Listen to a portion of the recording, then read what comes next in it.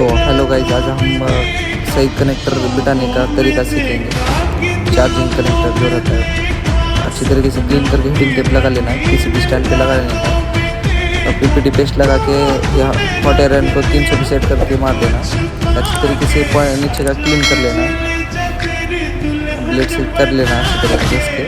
PPT paste लगा के dry shoulder कर देंगे, 450 पे रख के कर देना है ये किट को। अच्छी तरीके से क्लीन करने के बाद थोड़ा रब कर देंगे,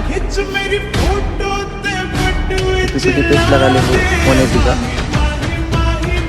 नया वाला कनेक्टर ले लेना है, इसको पॉइंट को अच्छी तरीके से रब कर लेना। ये देख सकते हो अच्छी तरीके हो चुका है। इसको भी ड्राई शोल्डर कर देंगे। पीछे से पॉइंट को हल्के हल्के से मार लेना। बैठ चुका है ये, पूरे पॉइंट को बिठाना है। ये देख सकते हो चार्ज हो रहा है।